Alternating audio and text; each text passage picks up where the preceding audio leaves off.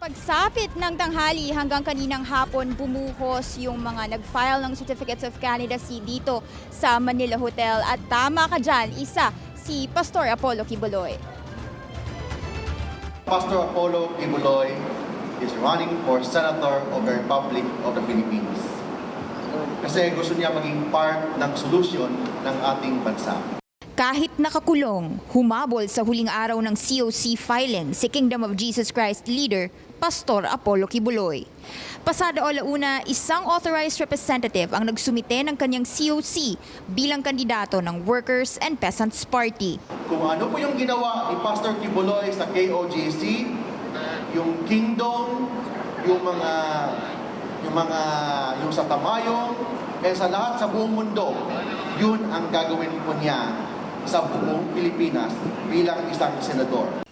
Sa kabila ng multiple counts ng kasong human trafficking, tinanggap pa rin ng COMELEC ang COC ni Kibuloy. Ministerial kasi ang tungkulin ng komisyon sa paghahain ng COC ayon sa Section 76 ng Omnibus Election Code. Pastor Kibuloy will be the senator sa mga mahihirap, senator sa mga ordinaryong mga Pilipino, senador sa mga manggagawa. Ang mga individual na may pending na kaso, pwede lang ma-disqualify kung bahagi ng sentensya na may perpetual disqualification na hatol. Hapon na nang dumagsa ang mga aspirants sa Manila Hotel para sa huling araw ng COC filing. Si Sagip Party List Representative Rodante Marcoleta, formal nang inihain ang kandidatura sa pagkasenador. Ganap na po akong nakahanda. Wala na pong atrasan ito. Sa party lists, si Quezon City Councilor Kate Cositeng, isa sa mga nominee ng Kababaihan Party List. Bukas niyang pinahayag ang pagtingin niya sa issue ng pangkababaihan. Endangered po ang buhay ng nanay. Kailangan po natin payagan ng abortion. Yes po. Ang ibang aspirants naniniwalang dapat mabigyan ng boses ang iba't ibang sektor sa Senado. Ang Senado ngayon ay parang kailangan ng bagong mukha. It's about time na siguro meron po talaga mga katutubo na pwede tumayo. Sa 8 araw na COC filing, ikinatuwa ng COMELEC ang maayos na proseso dito sa Manila Hotel, maging sa iba pang mga venue. Makita niyo naman po, masayang atmosphere, minsan magulo, pero in all, generally peaceful, sumusunod sa regulasyon. Yung mga supporters nila nakikita, wala naman pong kaguluhan. Maricar, yung official list ng candidates target na ilabas ng COMELEC sa darating na Desyembre. Pero bago yan, ipopost muna nila lahat ng COCs ng mga aspirant na nag-file mula October 1 hanggang 8 sa kanilang website for transparency. Ibig sabihin, pwedeng makita ng publiko lahat ng COCs. Maricar? Okay, so kung makikita ng publiko ang COC sa COMELEC website, pwedeng may maghain ng petisyon laban sa isang kandidato. Tulad na lang kay Pastor Apollo Kibuloy. Ibig sabihin, pwede ding ma-cancel ang COC niya. Ganun ba yon?